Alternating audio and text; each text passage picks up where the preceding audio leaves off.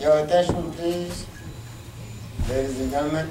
We're lucky to have Councillor Yancey here, so please, Councillor Yancey, for a few words of wisdom. You know, you always run a risk if you invite an elected official to the microphone.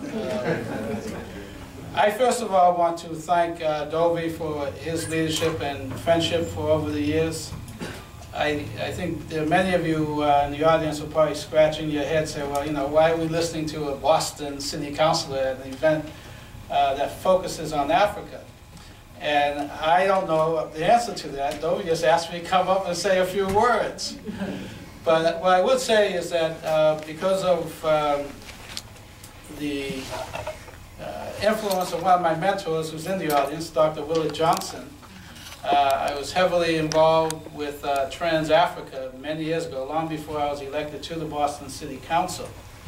And based on that experience, I made a commitment to my constituents and others that if elected to the Boston City Council, I was going to put forth the idea that maybe the city of Boston should withdraw any assets that supported the apartheid regime back in 1984. And people did elect me after a couple of tries.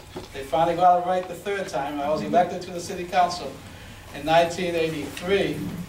And I followed through. One of my first pieces of legislation was the South African divestment legislation, which resulted in the withdrawal of $12.5 million from businesses and banks supporting the apartheid regime, with an unexpected result. The city actually made a profit by that withdrawal. That wasn't the intent. But the timing was such that we benefited financially by pulling out from the Nazi-like racist regime in South Africa at the time.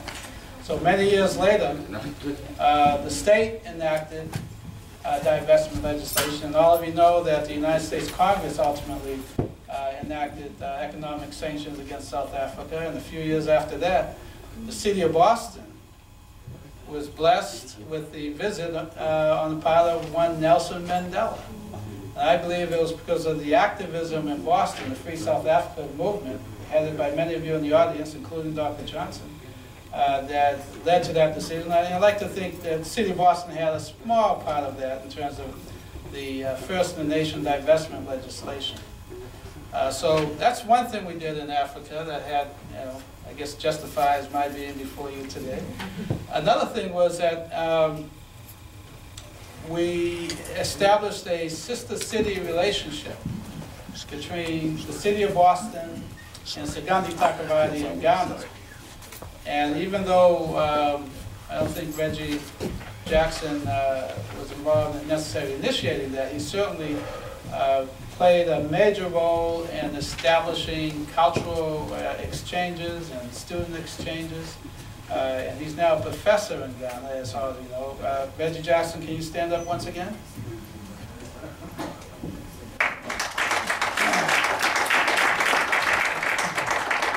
So Reggie, his beautiful wife, and I think about a dozen of us traveled to Sagandi Takavati in 2002, I believe it was. And we learned a lot about the infrastructure of that nation and how we could develop some genuine partnerships between the diaspora and our sisters and brothers in Ghana. So I would just want to say that in 2010, the world is a lot different than what it was in 1984, when I filed the divestment legislation. Not only did South Africa rid itself of apartheid, but other nations grew in their economic and political independence, but we still have a lot of work to do. And I maintain that if we're successful with this conference and many others, that we can see and perceive a much greater link between what's happening in Boston, what's happening in Massachusetts, what's happening in this country, and what's happening on the continent of Africa. I believe we can develop some mutually beneficial relationships that where we can grow together. Because I maintain that there are many, many missed opportunities that we are suffering because we haven't developed stronger links with our sisters and brothers on the continent of Africa. So my small contribution to your sessions today is simply to ask you to think about more creative ways and sustainable ways that we can develop and maintain those relationships. But before sitting down, I also want to send a special word out to my friend and neighbor, Judith Baker, who has been doing a fantastic job working in South Africa and introducing many of our young people to South Africa and facing a lot of issues here, not just apartheid, but she's also dealing with the whole issue around Darfur and other parts of the continent in Sudan. So Judith Baker, do you mind standing up to win the accolades of everyone here at least? Thank you so much for your work.